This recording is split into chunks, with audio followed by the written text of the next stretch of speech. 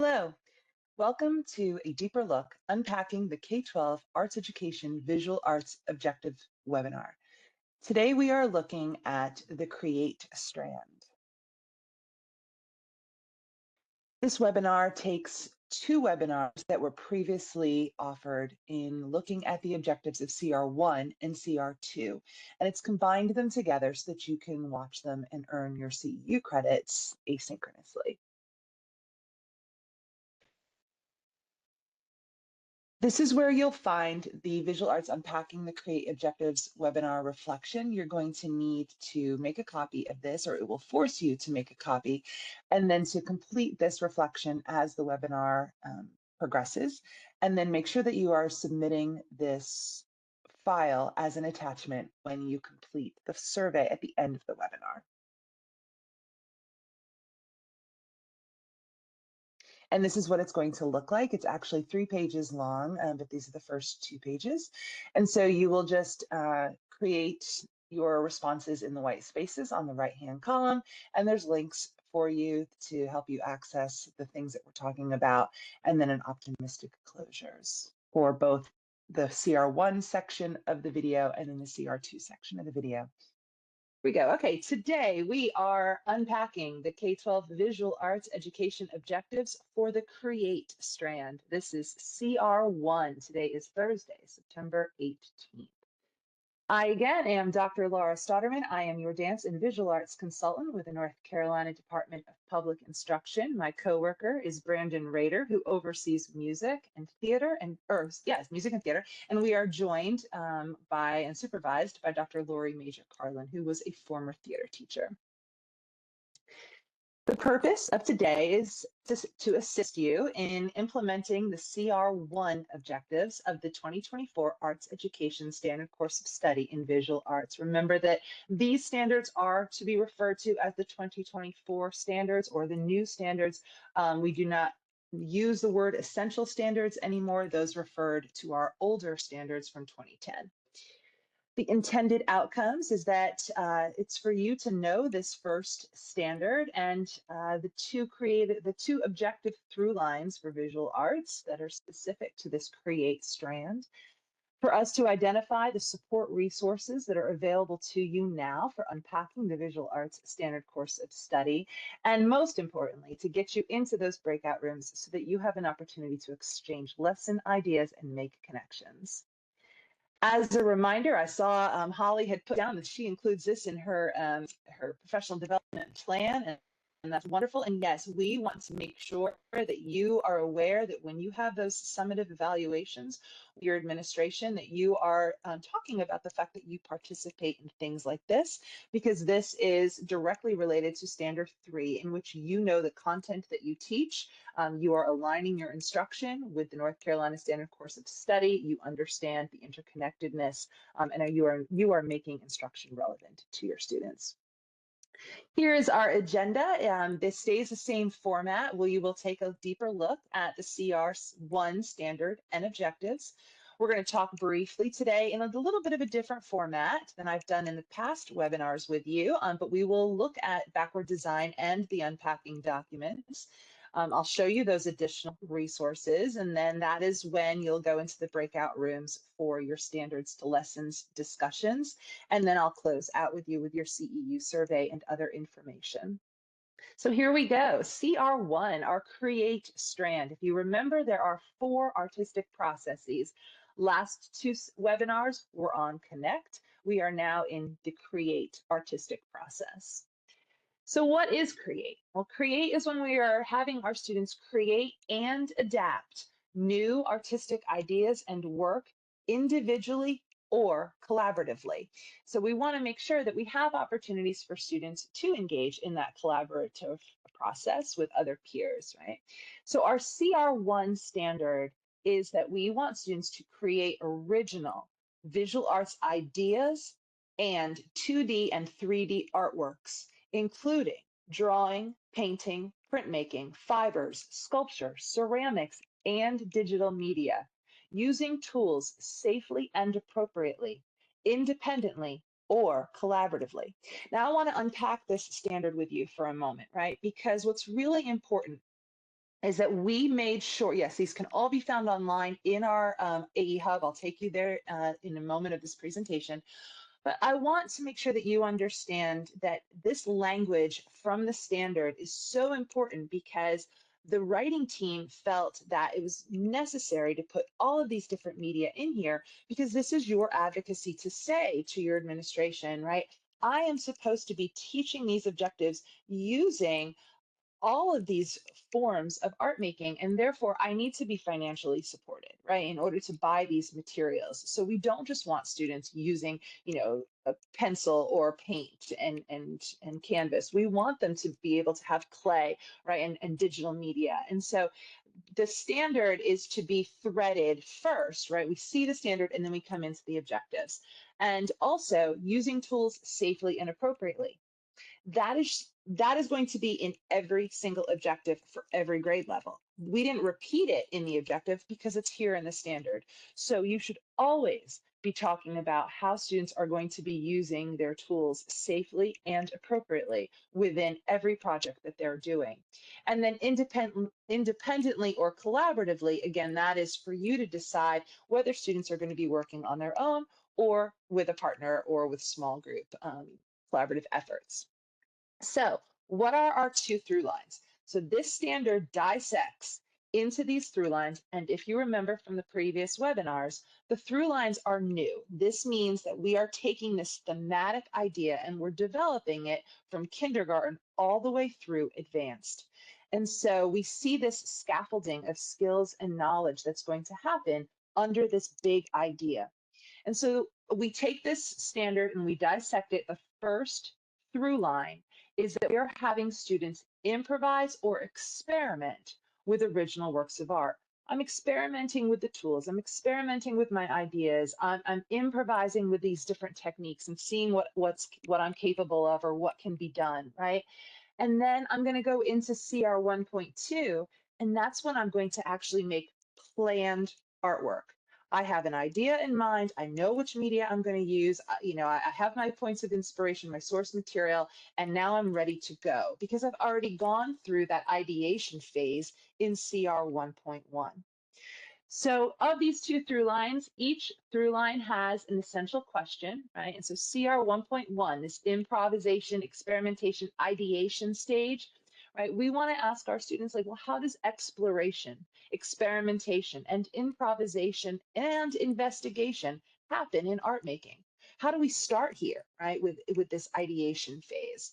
And that enduring understanding, that's that why, right? And I put it here on this slide today for a different reason, but it's really showing students that it's necessary, right, to have this exploration and experimentation because it's deepening our ability as an artist to develop our creative aesthetic. And so it's not just about the final product, right? But we want to bring students through that phase of ideation? How can you have them think of all of different types of ideas that they want to make their art on? So yes, we understand sometimes the visual art teacher will show a student the project. We are all making this today, right? And you're giving them the model in which they follow.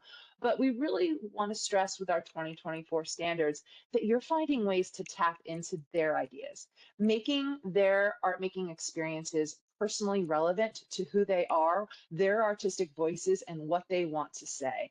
And so being able to kind of give them a little bit more of autonomy and voice and choice in the things that they're creating art about.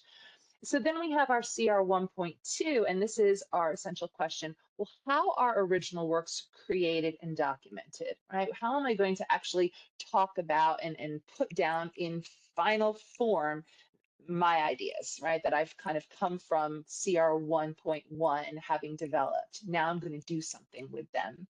And so, what is our why? Our why is that unique ideas are actualized by visual artists through art making to intentionally fulfill specific purposes. And again, it's that idea of unique ideas. We love seeing visual arts programs that have students showing us who they are in their work, right? And so you all have a general idea of what this art project is about, but we're seeing a lot of different variations of it, giving kids, again, that freedom and choice in saying something that they feel is personally relevant. So This is, if you remember this slide, we talked about the fact that we don't teach our standards in isolation, right? Our objectives were written purposefully to be intertwined with one another. So where you might hear, put your objective of the day on the board, right? Yeah, okay, well that maybe I'm really focusing on this objective today, but holistically, my lesson or my unit with my students right now is going to touch on several different objectives, right? You're going to have kids learning about art, and that's those connect standards. And then you're going to have kids creating their work, and this is here in create. Then you're going to have them present it, and maybe just turning to a partner for feedback, right? Or to you for feedback. And that's their present strand. And then they're going to evaluate it. They're going to assess it. They're going to, analyze something that they're looking at, maybe even back in the connect standard. So all of this just gets intertwined in this whirlpool of knowledge, right? And I said somebody had called this the cinnamon bun, right, of knowledge, right? And so just that it all swirls together, and we want to embrace that. And as you do your lessons, think about how you can partner several of these objectives with one another. And so we're going to do that specifically with this webinar tonight. And so I want you to think as I go forward, how does this experimentation and investigation, how do these objectives of CR 1.1 lead to your planned art making in CR 1.2? So already thinking the process is what you're going to have to be evaluating, right? CR 1.1, they may not have finished products that they're showing you for a mastery check. You're watching these students. Are they able to experiment? Are they able to come up with more than one idea? Are they able to show an array of ways in which these tools can be used, or this media can be used? And so I want you to think more about engaging in process with CR 1.1 and then engaging in product in CR 1.2.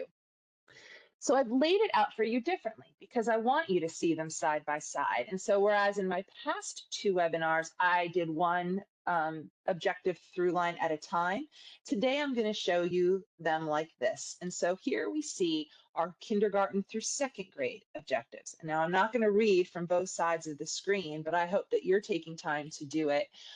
Again, our first through line, we see our standard, right? Students will be able to create original visual arts ideas and 2D and 3D artworks, including, and then you're listing all of that, right? Using tools safely and appropriately, independently or collaboratively by doing, right? And then you're looking at your objectives. So if I take kindergarten, by creating original art through exploration and imaginative play with materials, right? If I'm taking CR 1.2, they're able to do the standard by creating original art that expresses personal identity that does not rely on copying or tracing.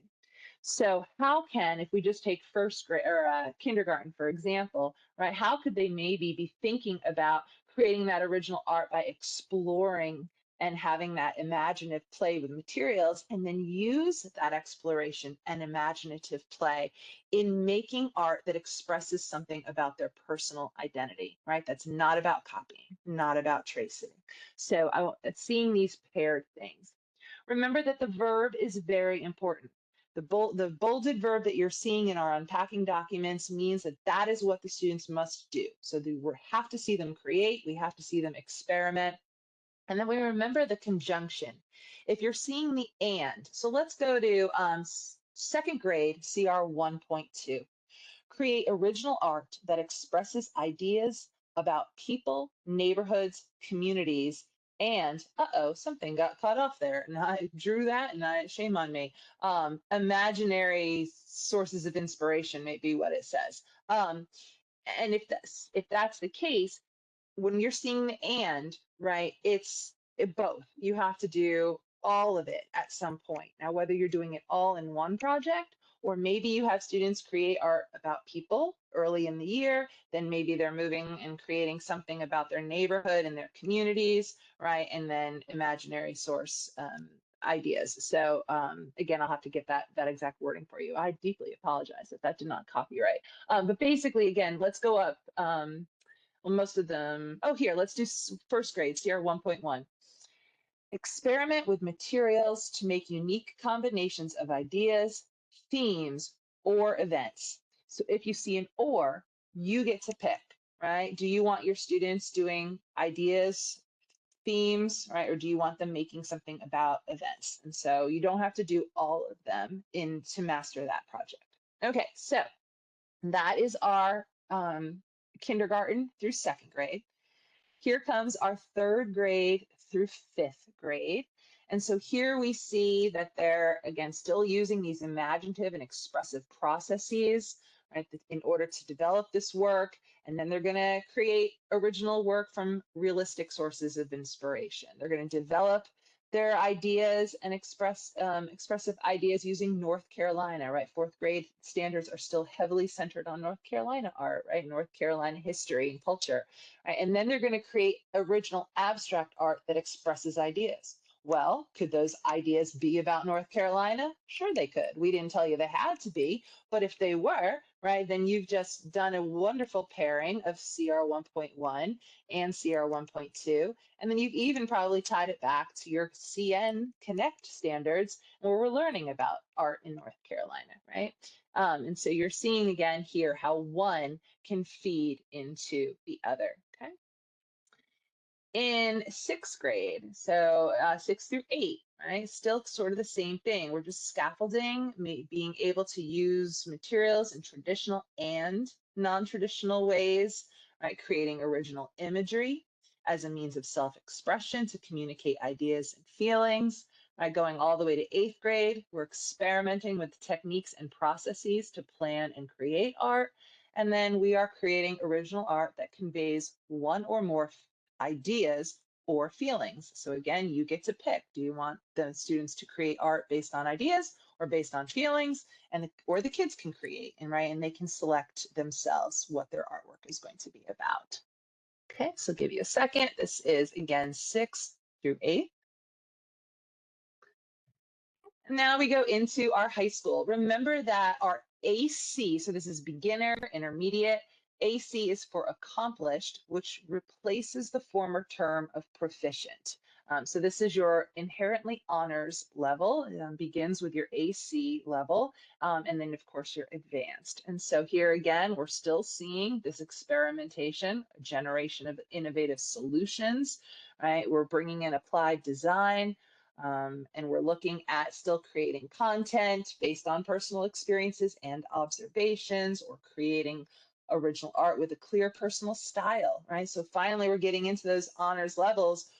Who are these students artistically, right? And do they understand what their personal style is? And how can they maybe, if they don't quite know yet, how can they maybe look at other styles of artists and start to analyze their styles, and then maybe discuss what they see in the styles of their peers within the classroom? Because sometimes the students can identify, oh, that's Robert's art. We know what his art looks like. And maybe Robert doesn't really understand his style, but the students do, right? And so you're helping with dialogue and discussions is kind of analyze each other's work of, well, this is what we see in the things that you tend to produce.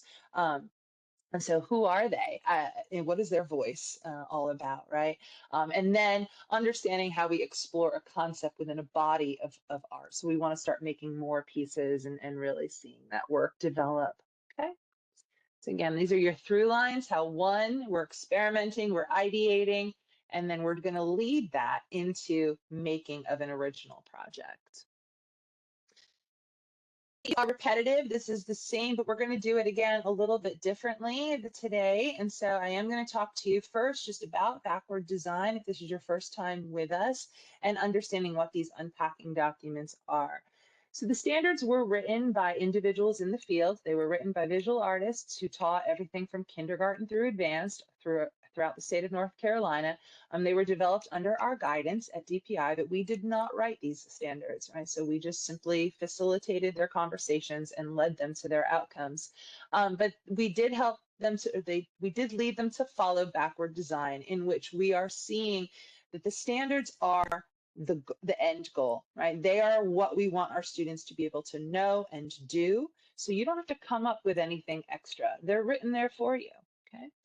And so we have, oops, well, that was a previous thing, but basically it's the same thing. Stage 1 is if what we want, if this is what we need our students to do. They have to meet the standard, they have to understand the concepts, demonstrate the skills, and thoughtfully consider that essential question.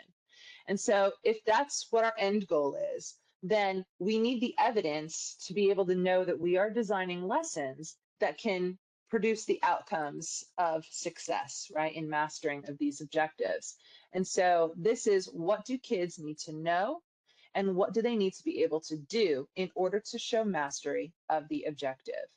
And then finally, the learning activities that you're going to use, I talk about it being the vehicle, that's teacher control, that's local control. And we trust you. You're the educators, you're the specialists, you've got the experience and the training, right? And so this is what, and you know your students best, you know what resources you have available to you. So how you get them there, the types of projects and the artists that you're choosing to study, right? And the discussions that you're having, these are all local controlled. So you may have to collaborate with a peer in order to have like an aligned, PLC and outcomes within your classes at your school site, or possibly by your district leader at your district. But for the most part, you do have autonomy in leading your classroom in the projects that you feel are most relevant and will best meet the needs of your students in getting them to master the objectives. So I want to take you to the AE Hub. So somebody had asked earlier in the chat where the standards are. And so if you can go to go ncbpi.gov and then AE Hub, and I can drop this in the chat and I'll do it like this. Go. If you have not seen our hub yet, this is where everything is. And so we definitely want our educators to know about this. We want our principals to know about this, right? And so they're able to see all the wonderful things. And you should come up with this colorful menu item for you here. And we're going to go into, so your standards, a lot of things can be found in visual arts, but we're going to go specifically to the unpacking documents. And so if you're joining along or following along with me today, I want you to take a moment now and click right here into the unpacking document button. And then I'm going to pull you up to what looks like this screen. And I want you to click on your visual arts unpacking documents. And then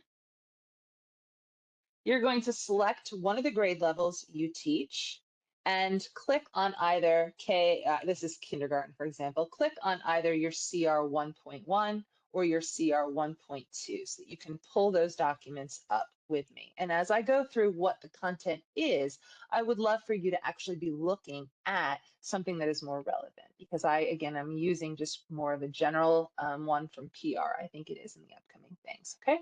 So again, hopefully everyone is having a chance to pull up an unpacking document from their grade level and open your CR 1.1 or your CR 1.2 for that unpacking document.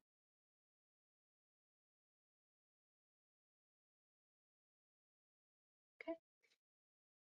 All right, so please follow along as I talk you through what they are. Again, those of you that are that you've been with me, you've seen this, but now you're actually reading along. And so hopefully it'll make it more relevant to you as you listen to this part of the presentation. All right, again, disclaimer, these slides are only showing, this is a PR goal or PR objective. So it's the same slides for every webinar that I do with you right now. So, but you're following along. All right, so the first thing you should see up top, right, is you are seeing the actual objective and the verb should be bolded. And I want you to take a moment to see in the one that you chose, are there any conjunctions? Do you see and, or do you see an or, right? Because remember, if it's and, at some point throughout the entire course of study with you, the students have to do everything. If it's an or, then you get to pick, okay? And notice, what is the verb saying? Next, you'll see the glossary. So although we have a glossary for you, we have gone ahead and taken the most important terms from this specific objective and given you the definitions. Now, whether you use them with your students or not, this document is for you so that you have an understanding, right? But we welcome you to maybe make it a little more kid-friendly, depending on the age level that you teach, and go ahead and use some of these terms with your students. Next, you should see the vertical alignment statement. Although we have a vertical alignment document that shows you the progression of the through line, we've gone ahead and taken the snapshot of before and after of this objective. So what you're reading is what the students did in the grade previously and where they're going to go in the following grade, right? And so you see what the scope is. You understand, oh, in order for me to stay in this grade level, I want to make sure I don't do too little, which is what they did supposed to do the time before, or too much, which is what they're going to do in the next grade level, right? And so it's really paying attention to those verbs as well as the assessment content of the objective. And so this just again gives you that snapshot. And I mentioned how sometimes it's important, especially in like sixth grade, where students may be coming to you for the first time. Maybe they didn't have visual art in elementary school, or maybe they're coming to you in beginning and they didn't really have a lot of middle school experience in visual art. You may have to catch them up, right, on some of those beginning knowledge and skills in order to get them, or like eighth grade knowledge and skills in order to get them at that beginning level, right? And so you're using this vertical alignment statement to understand what they should have done before and where they are now. Then you have your enduring understanding. This is that through line theme that will thread throughout all kindergarten through advanced of this objective through line, right? So you're seeing that the why do students need to know this? And so whatever statement you're reading right now, you're going to see it in the next grade level and the grade level after that and the grade level after that, or the ones prior to, right? Because it's all the same K through advanced of this objective. So if you're looking at CR 1.1 or CR 1.2, it'll stay the same thing. Knowledge. Knowledge has a few generalized bullets. It should be taking apart your objective for the essential things that they need to know, right? So maybe again, if they need to know the elements of art, they need to know the principles of design, they need to know how to use tools safely and appropriately, right? So it's understanding some of this basic knowledge that they have to have, because we don't know what projects you're doing, right? And so that's going to be more the specific knowledge that they may need for that specific project. But this is just more generalized, but it's overarching. Again, looking at this objective and what are those general knowledge that the students must have in order to do it. Then we have skills, and this is going to be one of two bullets. Right. So the first bullet takes the objective and it spins it just a little differently. It uses a breakdown of the verb. And so we've just kind of like given the verb a different definition for how it's to be read. And then we've taken that assessment content and maybe we've arranged it a little bit differently, but it should read exactly the same as the objective. It just like, we might have like switched the positioning of certain things within it. Or made more emphasis on an aspect of the objective. And then if you have a second bullet, which in this thread you might not, because here we're not really using the disciplinary and academic vocabulary in verbal or written form. We're using it in our art making. So it may be there, but really now as we're experimenting, the students aren't necessarily using it as much, although I would argue they are, because for you to have to say certain things, right, the instructions and the ways in which they have to do something or interact with a tool or their media, then that's still disciplinary vocabulary. And so these bullets are just drawing attention to the fact that you teach literacy, your disciplinary level literacy, the things that the students are learning, the vocabulary words that you're sharing with them about the work that they're creating and the processes that they're taking, right? This is all part of that language.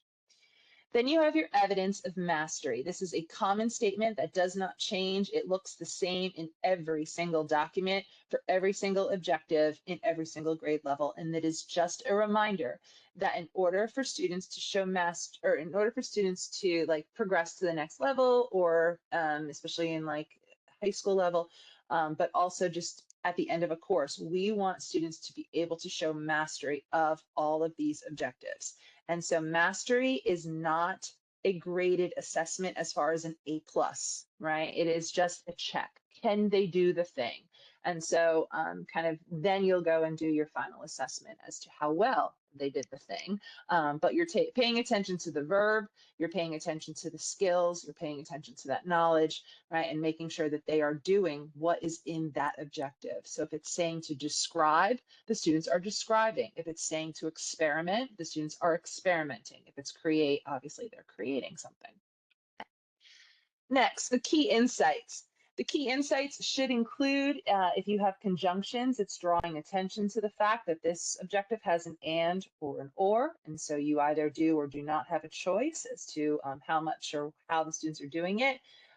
It might give you some suggestions of pairings. So again, it should be saying, pair CR 1.1 with CR 1.2, right? Maybe go back and pair it with Connect, maybe even pairing it with PR, because they're going to create something and they're going to turn and present it throughout the process for feedback, right? And so all of these are just ways in which we're helping to show you how you can intertwine these objectives so beautifully. Okay, and then any other helpful information that the field felt that it was going to be possibly needed or appreciated have been put in there.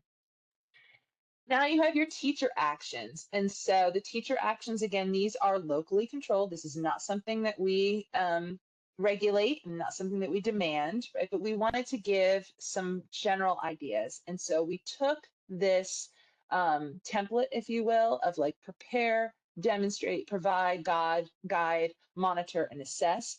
And what we mean is like, okay, you're as a good teacher, you're going to have to prepare those materials. You're going to have to prepare the examples. You're going to have to prepare, the lesson. And then you're going to demonstrate with the students what those skills are or what those techniques are. Or maybe you have students who are doing something and you're going to use their work as a demonstration of it, but still you're having an element of showing to some degree, right? You're providing them the opportunities for experimentation, for growth, for art making. You're guiding their process. You're monitoring and giving feedback throughout, the design cycle. And finally, you're giving some form of assessment. Obviously formative, as I said, you're monitoring that progress, but then you also have a final assessment with them, and even having students assess their own work. And so these still are some generalized bullets because we don't know the specific lessons that you're going to use, but hopefully what you see written here will apply to anything that you're choosing to do. And then finally, again, the possible learning activities. Now, these are suggestions. They are not prescriptive. We don't want you to say, oh, they said I had to do this or this artist, right? We try not to, but we did want to give you some ideas to springboard off of. And so these ideas, topics, concepts, activities, whatever lessons, however you want to phrase it, they are to be developed by you. But hopefully there were some ideas that you're seeing that could spark or say, oh, I used to do something like this, or oh, I have a lesson and this would be appropriate. Okay. So for every objective, you need to check that verb. What is the objective asking the students to do? And that verb is important. We see kids got a verb, our drawing next to it. You got to understand that conjunction, right? What does the activities and assessment, do they address the and or the or in the objective?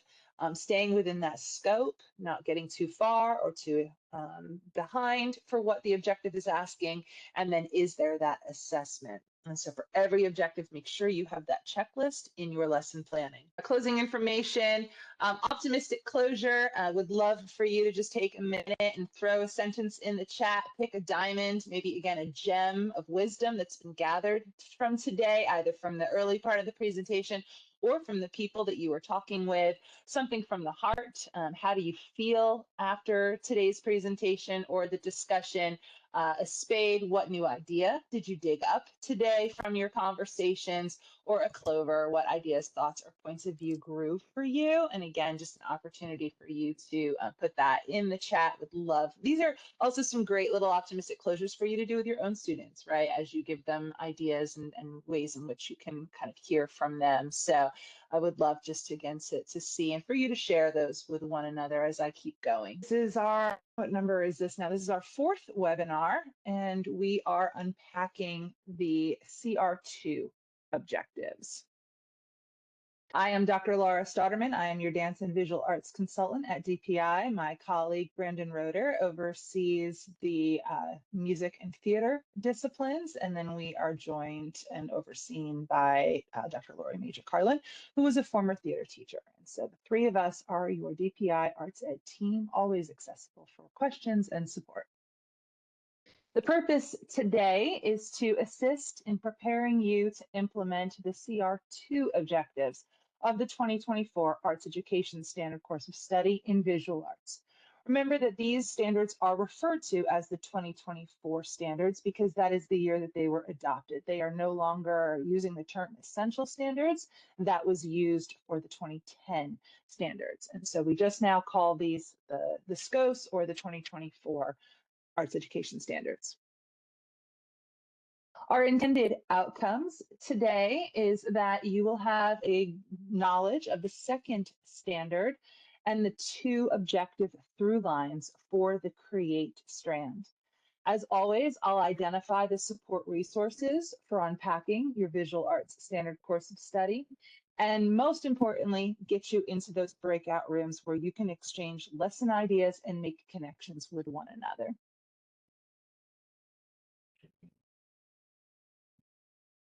Remember that any time that you attend these types of sessions, it's important for you to document this for your standard evaluation at the end of the year with your administration, right? Because this is showing that you are participating in professional development that then supports standard 3, in which teachers know the content that they teach and that you are aligning your instruction with the North Carolina Standard Course of Study.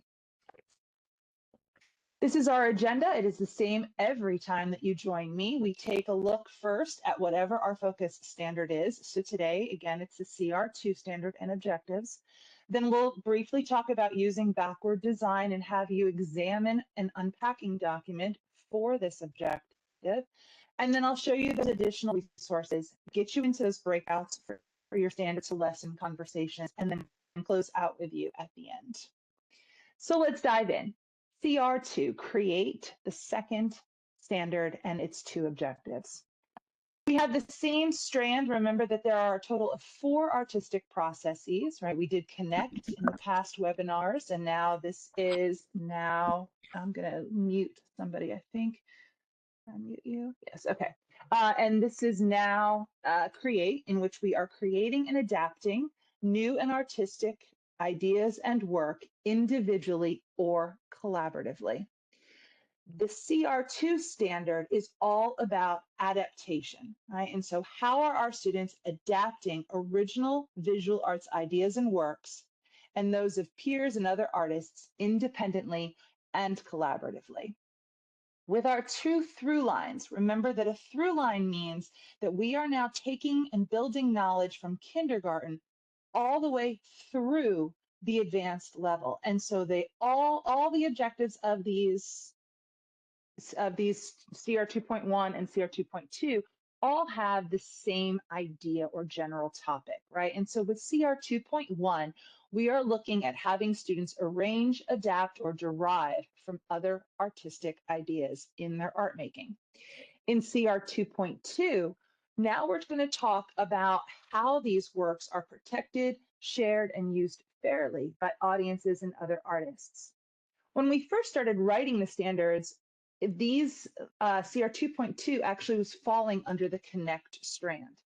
But the writing team felt that it was really important that this is kind of where it has more of a natural belonging, because when you are working with the images from other artists, right, and other artists' ideas, this is when you're going to pull in those conversations about, can I use this image? how do I gain permission to this work, right? How do I make sure that I'm transforming this into my own ideas so that I'm not copying? So we have what are known as the essential questions. So when we have students making, right, creating by arranging, adapting, or deriving these ideas, our essential question is how can artwork be adapted or modified with new ideas without appropriating? And we have these enduring understandings, which is that overarching why. What do we really, why do we want our students to know this? What's important? And so, again, from kindergarten through 12th grade, it's the same essential question and the same enduring understanding. And that is we want our students to know that visual artists balance inspiration and originality with ethics by creatively transforming or adapting other artistic ideas into new works. So when we get into CR 2.2, in which we're going to start talking with our students about how do we protect and share and use these works fairly, right? The essential question is, well, how does an artist protect their work or use another artist's work fairly? And again, that understanding why, the big picture of why it's important is because we want our students to know that there is a respect for originality and ownership of intellectual property that's shown through the ethical use of artistic works.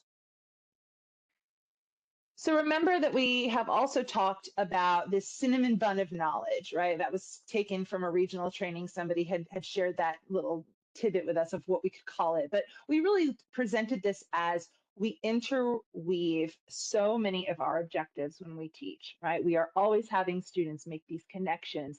Then throughout that creative process, they're presenting their work, they're responding to it, right? They're analyzing other work and then creating based on what they're seeing, some of those ideas. So we really don't want to see these objectives in isolation so much as seeing how they can interact with one another. And so that being said, the question as we go on in this presentation is, how does creating derivative art in CR 2.1 partner with learning about ethical and legal behavior in CR 2.2? So in some of the past webinars, I've gone more like I'm just going to take you through the through line of CR of the first objective line first, and then I'm going to take you to the second one. And if you were with me in the last time, we did a pairing because it was really beautiful how experimentation leads to that concrete, like planned art in CR 1.1. So I followed that same pattern today as we look at these two through lines together. So on the left side of the screen, you'll see that this is where the 2.1 objectives are written. And when we get into CR 2.2, it's paired to what's on the right. So the first is just kindergarten through second grade. In kindergarten, it's as simple as the demonstration. You're just going to walk around, you're going to watch the students. Are they demonstrating how to share materials and ideas, right? Can they do it? It's a checkbox, right? And then you're going to have kids explain the difference between, well, what do we mean to copy something? And what does it mean to have original work? And this could be something as easy, again, like as an exit ticket as they walk out the door. It could just be as you're circulating, you're asking students these questions, right, and making a little check for yourself that, yep, the student understands this concept of what is the difference between original and copied work. Now we get into, the higher levels, the differentiating, right? So we're having to now again articulate a little bit different than just doing it, right? Between what are the differences. And in first grade, they're now explaining how and when. So this is the first time, well, actually in the first one, we saw the and. And so if you haven't been with me, we talk about the importance of the verbs in all of our objectives. Whatever the verb is saying, that's what you are assessing. So we can't just always have students creating. If it's saying they have to explain something, then they can create, but there's still an element of explanation that has to happen, whether it's in a written form, a verbal form, right? If you're saying they're explaining it through their art making, but we're really wanting to focus on what that explanation is. And then when you see the conjunction, which I've bolded and italicized for us, right, that is saying that the students must do everything within it if it's an and if it's an or, they can, or you can decide which one you're going to use. So for instance, in kindergarten, they're displaying the difference between original and copied ideas or works. So as a teacher, you can decide if you want to focus having them talk more about, well, whose idea was this? Or are we borrowing from this work? And so if it's an or, you have autonomy to decide. If it's an and, they have to do everything.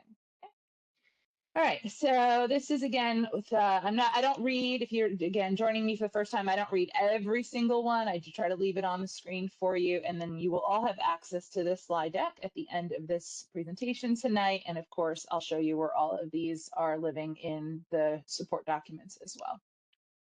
All right, third grade, we're getting into creating personal art in the style of another artist or artwork. Again, you can decide, do you want to expose your students to, several pieces of an artist and they're having to then make their own, or do you just want to show them one artwork and they're having to use that as their source material of inspiration, right? And now we're looking at, well, how in its matching CR 2.2, how can students identify which artworks can be used by everyone fairly, right? How are we teaching them kind of to go through those fair use principles, a basic check, looking and understanding whether or not this is something that they can use? How do they combine these images from multiple sources? Again, it could be other artists, it could be from real and imaginary sources that they're finding. And then being able to look at online access of visual arts. Are they going to the right websites, right? We're getting into fourth grade, a little bit more inclusion of technology now in using research to find images and sources. And so how do I use the internet to find things that I can use? And then creating the artwork based on the ideas of other artists, and how do I then cite them, right? How do I include who they were, what the title of the work was, where it was shown, so on and so forth. All right, when we get into middle school, we are still combining ideas. We are adapting imagery by changing the tools or the media, right? We're combining imagery from multiple sources. We do see that, remember, it kind of loops. When they wrote the standards, and again, these were written by a standards writing team from across the state, they recognized that the entry points into programs are going to be usually in kindergarten, first grade, right? And then sixth grade, and then at the high school level. And so we see kind of this spiraling scaffolding happening, so that fifth and eighth, right, they've kind of progressed, and then maybe we step a little bit back in sixth, and then we go a little bit more forward in eighth, and then we step back and we go more forward in high school, so that we understand that there's going to be commonalities across certain grade bands as they're maybe coming into that depth of knowledge in its development of a program, if that makes sense. Okay, so in sixth grade, now we start getting into, for CR 2.2, we start getting into the terminology.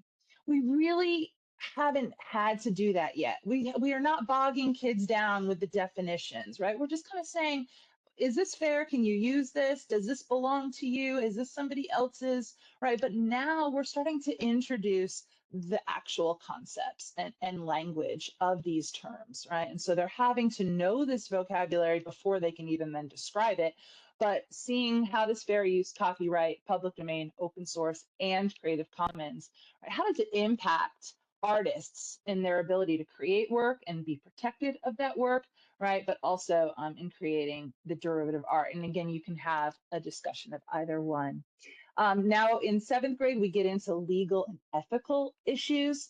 And we give an example that like you can do something like illegally, but it may not be ethical, right? And so you can cross some lines. And so we wanna still like understand what those concepts are. And then in eighth grade, explaining how do I do this, both in physical and digital spaces. We know that kids now are sharing so much and they're seeing so much in digital platforms. And so how do we have conversations with them about, is this really an accurate source? Is it crediting who deserves credit, and understanding what those ethical implications are? When we get into high school, Again, we're just seeing that combining imagery from multiple artists. Right now, we're pulling from different people in order to create our work, applying that knowledge of appropriation for new ideas, demonstrating awareness as the students are creating, that they understand how to do this as they've come up into the honors level. Remember that AC stands for accomplished. If you haven't been with me yet and haven't heard this, the proficient level was renamed because we couldn't really have a proficient level of proficiency-based standards, because then there wouldn't be anything higher than proficient. Anyway, so it's called accomplished now, and that is our inherently honors. You don't have to do anything different in that classroom in order to delineate it from non-honors. It's just inherently honors if students are working on those standards. And when they get into advanced, right, we're looking at new tools and media that are being used. When we get over into CR 2.2, we're making those comparisons between these concepts. We're evaluating the ethics in ways in which we both make, produce, and distribute. So being able to share these images with other people, and then looking at things like parody. And when we see parodies, we see it in memes all the time, right? And so what does that look like in visual arts? Whose work is being used in these memes? And then adaptation and AI. This is the first time we start talking about AI in the honors level, because obviously there's a lot going on with those conversations across all fields now. And then in advance, it's how to gain the legal use. So something about CR 2.2 is that the language does not change between any of the arts disciplines. So when you PLC with your music, your dance, your theater people, every teacher in the arts at every grade has the exact same language in CR 2.2. So if you're concerned that you don't quite understand, or you're coming up blank with how do I teach this? What are examples or conversations can I have?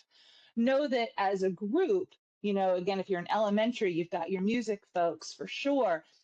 And a lot of times music has had a little bit more experience with these conversations because they do have to secure the rights to all of the works that they're having to perform, right? So please lean in at your school level to one another in the conversations that you can have, and build your knowledge collectively in what this is going to look like. And also what's nice about this is that if kids are coming from, music to visual arts in elementary school, if you're on the same kind of schedule with those students, then they should be hearing these conversations in both classrooms. And so you are only working to strengthen their knowledge as they see this applied to all arts. And if they're coming to visual arts for the first time in middle school, well, then you trust that the elementary school music people have been doing their job, right? And doing these objectives. And so that by the time they get to your program, they've already still had this same knowledge, just not so much with visual artists, but you are able to scaffold and build on those conversations that they should have been having in their other artistic disciplines at the earlier grades. And obviously the same for high school. Okay, so now we get into, well, I don't know what to do, right? And let me tell you, this is still new to me even, and even to Brandon. And we acknowledge that this is not our level of expertise. And so we also are having to lean in on our research and on our conversations with the field in order to better support our teachers and our district leaders in understanding what this is and what do we have to do moving forward. So we hear you, we acknowledge you, and we are working to make sure that we're doing what we can. But I can tell you that just simply Googling examples of copyright infringement in visual arts would give you a plethora of examples to kind of lean in on. And so we see everything from the Andy Warhol Foundation, Rogers and Coons, right? That was the couple holding puppies, right? And there was a parody of it. We see Plesner versus Vuitton.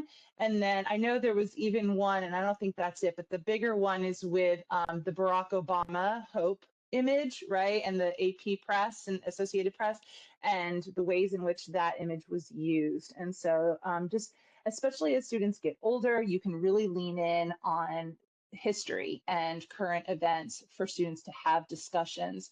And of course, they're going to hear it too from music, right? We hear people are stealing, music parts all the time. So again, just great conversations of ethical use to have. And mastery checks can be as simple as an exit ticket, right? Or just, again, you're having a conversation with a student. It doesn't need to necessarily be these huge reports. It doesn't need to be, PowerPoint presentations. It's just, does the kid have an understanding of whatever this objective is? Can they do the verb? Am I addressing everything that is in the context of the and or the or? And so I told you that we are working tirelessly. As I've been building these webinars for you all, Brandon has been building some of the webinars for copyright. And so one of the first ones we did was actually most recently at our CAPE event, which is the Comprehensive Arts Education Conference. And we had a panel of Dr. Anthony Kelly from Duke University. He was music. We had Aileen Chang, and she was, I believe she's visual arts. And then, she's like a media specialist. And then Eric Graffiton is also MTI, so he was theater. And then you all likely know Michelle Harrell from NCMA, and so from the Museum of Art. And so they talked about how does copyright and ethics show up in their careers. And so we videotaped the panel, and Brandon has gone ahead and added this to our professional development catalog for you so that you can go back and watch it and earn your CEU credits if you did not attend the conference. Coming up, so far we've got 2 on the calendar. There's more in store, so stay tuned. The one in the middle, please share it with your music folks, but this one will be highly centered on music. You're welcome to attend and just listen in, especially if you may be doing a little bit of both instruction at the elementary level. But it's really the November 18th one that is going to be for all arts and really well for visual arts. And so that is working with copyright and creativity. If you don't know of that organization, they have incredible resources, and you can find them on copyrightandcreativity.org, I think is their website. And so they do have a lot of webinars and a lot of presentations and materials for teachers, but it is going to be a great webinar where they are working specifically with us to meet our needs on our standards. And so we hope that you will join us. And this information is getting shared with our district leaders on next Thursday, and hopefully they will be passing all this information down to you as well. But you will have this slide deck at the end of tonight for you to go back and register and mark your calendars. So at this point, I'm going to take you into, or I want you to go with me into the hub. And so if you haven't already, I had the chat pulled up, and for some reason it goes away on this, even though I'm hitting chat. Come on, chat. There we go. And I'll drop it in the chat. So go ncdpi.gov, AE Hub.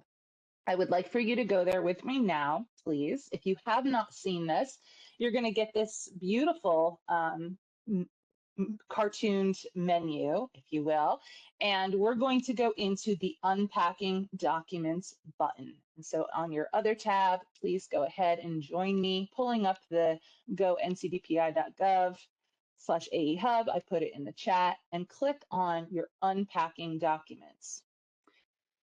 And when you get there, you should see options for the unpacking documents. And obviously, you're going to pull up visual arts because that's why you're here. So pull up visual arts. And it should look like this, right? There's if you're seeing my screen also while you're pulling something up, it's the one on the bottom. We do it by alphabetical, not by priority, of course, but visual arts will typically always be at the end. And once you're in that, pick the CR 2.1 or CR 2.2 objective, select either one of them for a grade level that you teach. So as a reminder to always check the verb, check the conjunction, the scope. Are you staying within, or are you going too little or too advanced based on their grade level and what that objective is saying? And make sure that there is assessment. Are you giving feedback throughout? Do students have time, to practice and improve their skills? And then is there a summative final check? Additional resources as you may continue to look. all in that hub. You can find the SPOs. This is what it looks like. And you have, again, the standard text, the strands, and the objectives. We've got our crosswalks that are the new first. New is in 2024. Left justified is the standard, and with the bullets are the objectives underneath. And we've crosswalked them to 2010 standards. If it's new, then it just says new. We don't have anything that we felt was relevant. And there's a little column if you wanted to make notes for yourself. Vertical alignment document is for, don't print it because it is 90 something pages long. Only print your pages if you wanted to. Make sure that you check. But this is seeing how the through line develops for each objective. And so example here is CR 1.1.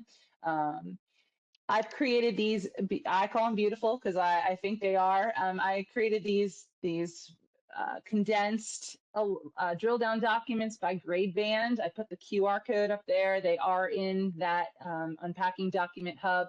And so you can print these out, and this will show you how the strand, the essential question, the enduring understanding, and then what does that through line look like at that grade level. So if you're seeing those for the first time, a great resource.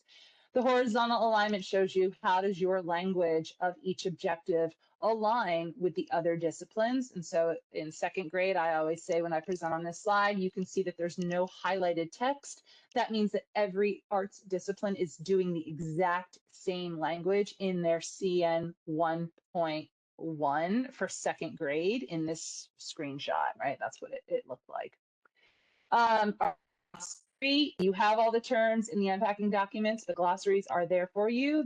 In the Unpacking hub, the general glossary are terms found in 2 or more disciplines, and then you have specific ones for visual arts.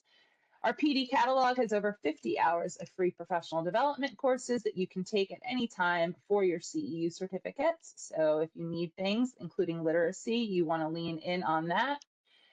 We do have our past webinars that dive deeper to these more generically for all disciplines, if you didn't know. And I am starting to archive these sessions into our PD catalog. So if you missed Connect, Connect is now available for you. I've taken both sessions, I've combined them into one, and you can listen for an hour because we remove the talking at the end, and you can actually have time to complete a reflection journal and earn your CEU credit for that. I'll do create by the end of the month, and then we move into present and respond. Arts Ed Listserv, please make sure you're staying connected to us. Closing information. Optimistic closure for you to enter into the chat. It's the same one every time. Would just love a sentence, just maybe the diamond, some gems of wisdom are gathered from either this presentation or from the people you talked with. Something from the heart about the ways in which you're feeling after the time together, or from this presentation, new ideas that you dug up if you chose a spade, or the club. Or the clover, right? What grows, thoughts or points of view that grew for you. Okay, so as a reminder, you should have already completed your reflection journal, and you will be submitting this when you complete the CEU survey. Hopefully you enjoyed this webinar, and I look forward to having you join me at the future ones. Here's the link to complete your CEU survey. It's go.ncdpi.gov/ncdpi arts ed PD survey. And there's a QR code for you should you want to access it that way. So hopefully, again, you'll have a moment to be able to complete your reflection journal. You take the link to that, make sure that your document is set to anyone can view it, and submit that link along with this survey reflection, and then you will be mailed or emailed your CEU certificate for your participation today. Thank you. As always, we are here for you. If you have any questions, please be sure to reach out to myself or my coworkers, and we, again, are here for you and for your needs.